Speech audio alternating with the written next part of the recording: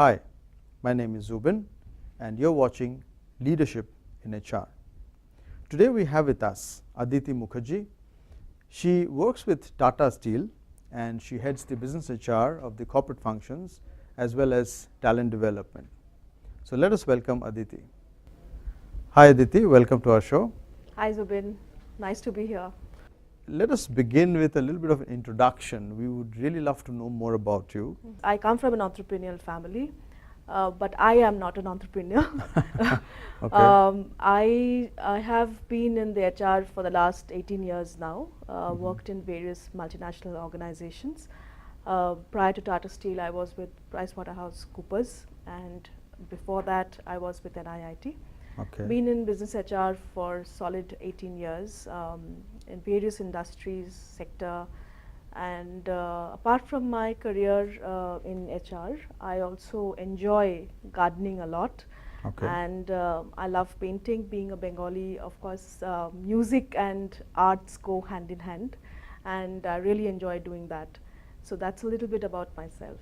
So you said gardening, that's something even I love. Okay. So when did you start gardening? I saw my grandfather garden a lot when I was a child, and I think I took that from him. A lot of the plants that he would have nurtured in his when he was there, I took that with me as kind of an inheritance. So, so I kind of took that passion from him when I saw him doing that. So that's how it is. So let me get into our subject of discussion today, Right. which is about systems and processes. So firstly, I would love to know, why do you think systems and processes are so important? The most important part about systems and processes for HR professionals today is that it gives a kind of a structured and environment and a structured approach to doing things. And without a process framework, it is very easy to get derailed in the implementation of a good policy or a practice. And the moment you have a process framework in mind, the first step of doing a process framework is to understand the business strategy. And Right. that is where it is extremely important for HR professionals to first understand the business strategy. To achieve that business strategy, you are creating systems and processes which will enable those to be implemented in the ground. So one is it gives a rational approach of thinking, and second is, of course, it gives a method to the madness of implementing the policies. So Right. that is very important. Have you seen successes and failures in terms of systems and processes? Yes, of course. So I'll start with success first. I think most organizations today, which is going in a path of excellence, because process excellence has become one of the key parameters of success today, and process excellence comes only when there is a approach, there is a deployment, there is a learning, and there is an integration. So ADLI becomes very important, and as you know, Tatas have the TBEM assessments every year done by the Tata Group companies, which is Tata Business Excellence Model. We there focus a lot on how to drive business excellence and a continued excellence. So what we did well last year, it's not necessary that we'll have to keep doing it. We'll have to keep finding ways to set some improvement indexes so that you keep on having improvement initiatives in the organization and resulting in some quantifiable achievements which will show whether it's working well or whether it's not working well. So, so as I said, so that is one of the premise of why process excellence success is important. Now, when we say process excellence, I'll give you an example of how we have been able to implement. See, customer feedback, that's a voice of customers, are one of the ways by which you can check whether your process is going well or not.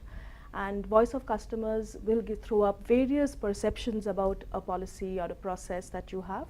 And with that as a business metrics, you can feed those information back in the improvement of the process that you have started. Say, for example, it can be a performance appraisal process, it can be a coaching and mentoring initiative that you are doing, it can be even a policy that you have recently launched.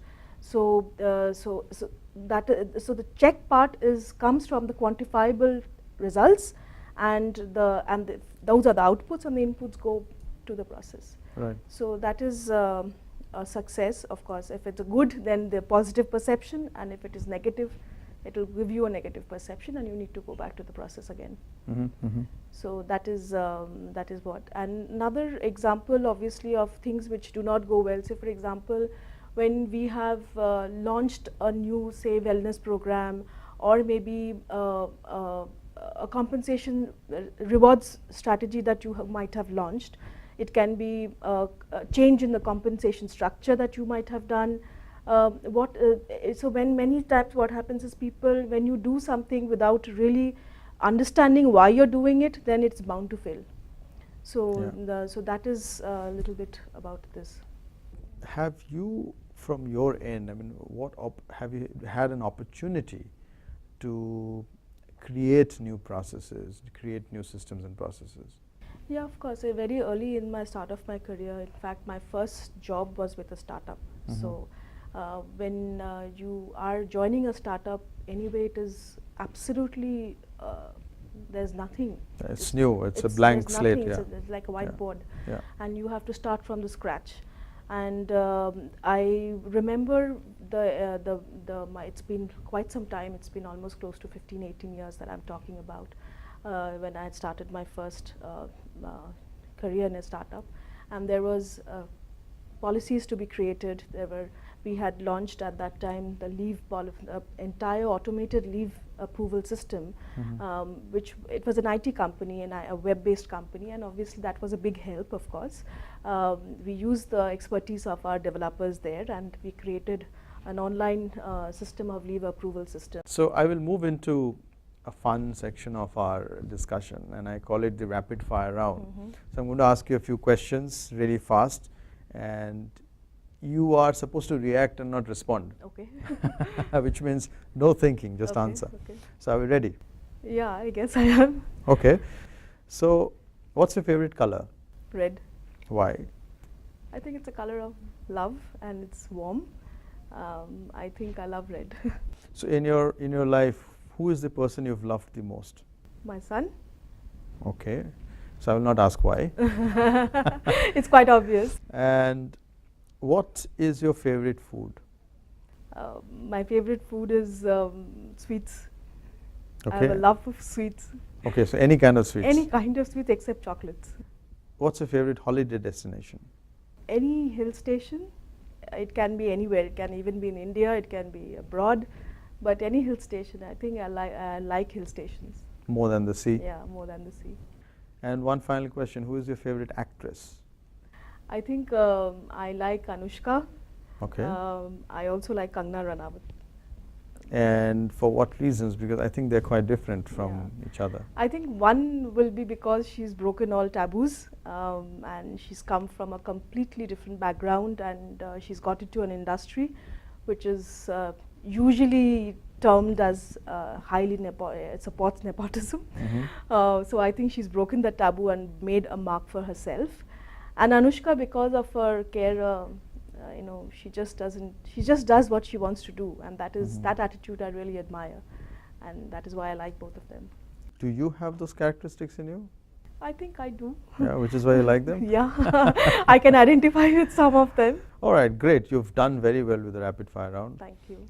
All the answers were really fast, so nice.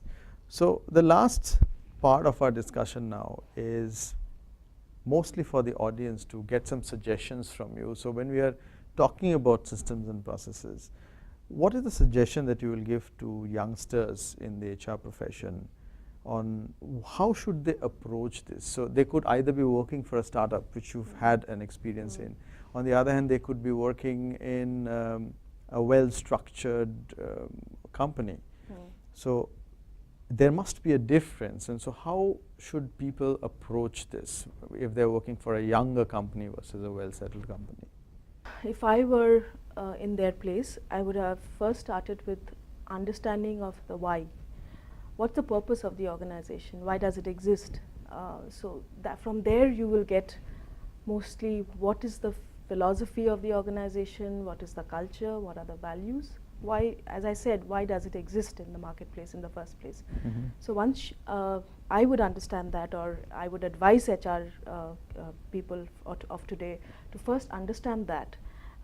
Once you understand the purpose of existence, then flows, what is the strategy that you would want to adopt to help the organization, live that purpose.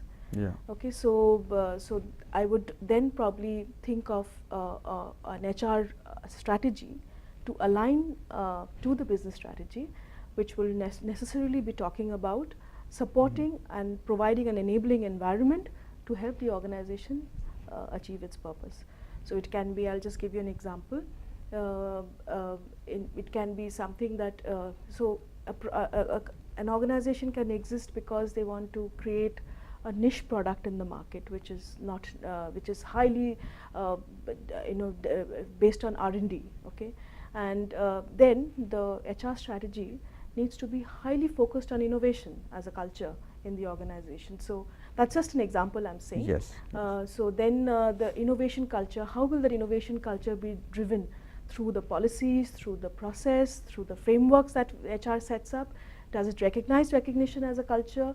What is it that the HR people are doing to build innovation thread as a DNA in every professional that walks into the door on the first day? So starting from the orientation to maybe the capability development programs, to R&R programs.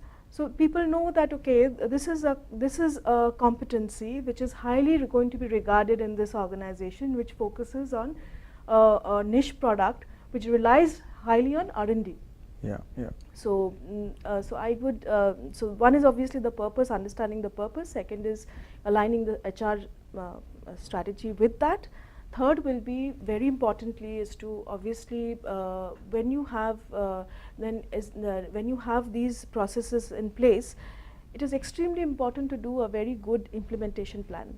Many times what happens, our design approach is excellent because we've understood everything very well, but when it comes to the implementation, we fail.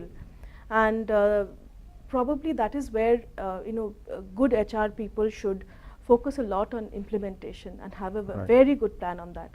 And the last but not the least is assess. Once you've deployed it, that's not the end of the world. It has to be continuous, as I said, continuous excellence and assessment, refinement, and feeding back whatever were the corrections that you needed to do back in the HR strategy. So it's like a cycle, All right, Aditi, thank you so much. Thank you For giving us your suggestions, and I hope we can meet and we can discuss again sometime. Thank you, Zubin, for, as I said, having me here. It's a pleasure. Thank you so much. Yeah.